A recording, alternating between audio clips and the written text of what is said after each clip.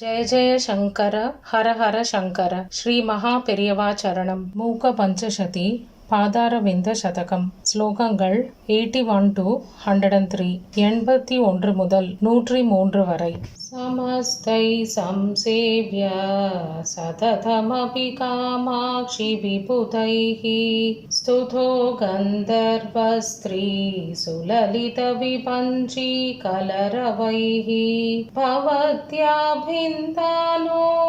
भवकिरिकुलं जृम्भिततमो बलद्रोही मादश्चरणपुरुहूतो विजयते वसन्तं भक्तानामपि मनसि नित्यं परिलसत्कणश्चायापूर्णं शुचिमपि नृणां तापशमनं नगेन्दुज्योत्स्नाभिः शिशिरमपि पद्मोदयकरं नमामः कामाक्ष्याः चरणमधिकाश्चर्यकरणं कवीन्द्राणां नानापणितिगुणचित्रीकृतवचः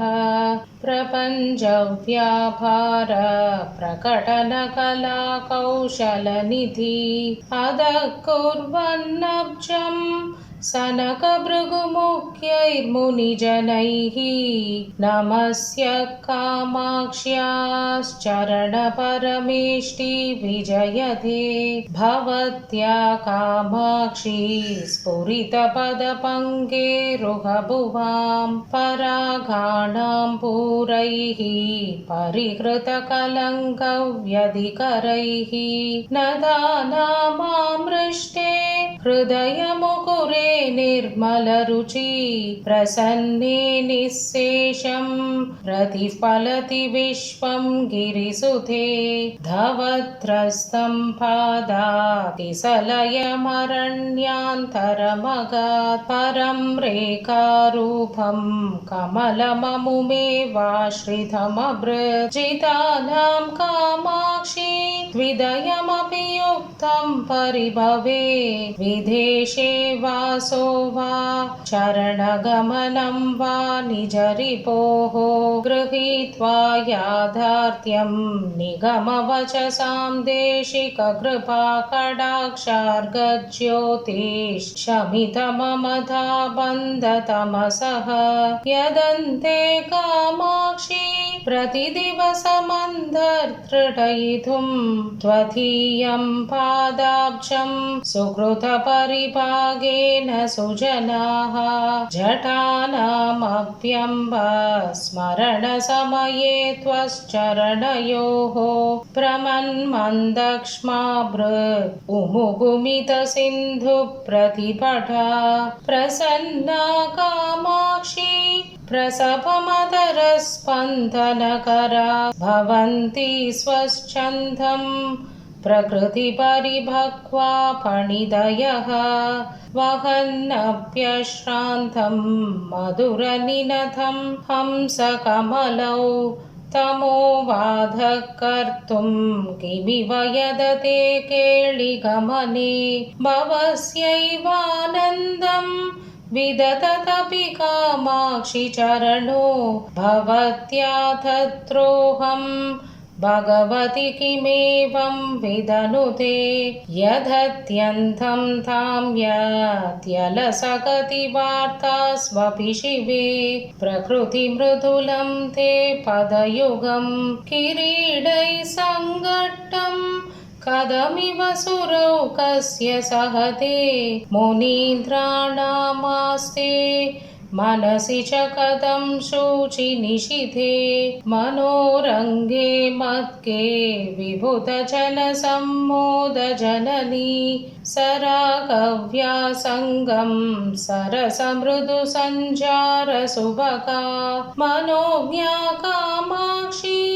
प्रकटयतु लास्य प्रकरणं रणन्मञ्जीराते चरणयुगळी नर्तकवधूः परिष्वङ्गमण्डितकरां परिष्कुर्वन्मादः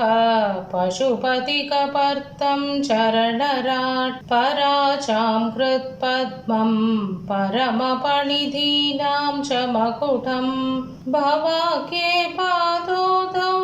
परिहरतु कामाक्षि ममता पराधीनत्वं मे परिभूषितपादोज महिमा प्रसूनैः संसर्गात् अमरतरुणी कुन्दलभवैः अभीष्टानां तानातनिशमपि कामाक्षि नमतां स्वसङ्गात् कङ्गेली प्रसवजनकत्वेन च शिवे धृता तत्ते वार्तां सुरपिरिधिपादो गिरिसुते महामोहस्तेन व्यधिकरभयात् पालयति यो विनिक्षिप्तं स्वस्मिन् निजजनमनोरत्नमनिशं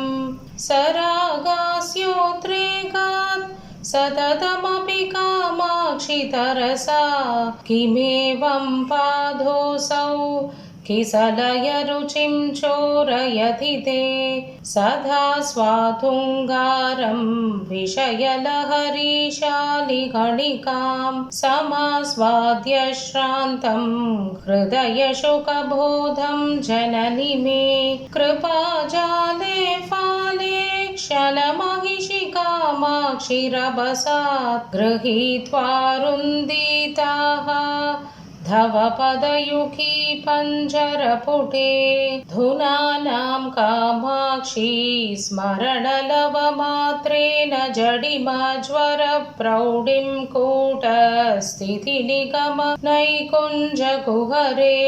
अलभ्यं सर्वेषां गदिचनलभन्ते सुकृदिनः चिरातन्विष्यन्तस्तव चरणसिद्धौ शतमिधम् रणन्मञ्जीराभ्यां ललितगमनाभ्यां सुकृतिनां मनोवास्तव्याभ्यां मदिततिमिराभ्यां नगरुचा निधेयाभ्यां पत्या निजशिरसि कामाक्षि सततं नमस्ते पादाभ्यां नलिनमृदुलाभ्यां गिरिसुते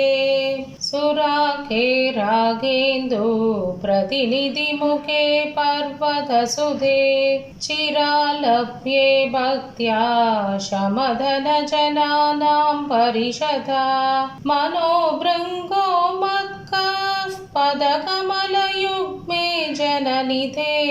प्रकामं कामाक्षि त्रिपुरहर वामाक्षि रमतां शिवे संविद्रूपे शशिचकलचूडप्रियतमे शनैर्गत्या गत्या जितमदगजेन्द्रे गिरिसुते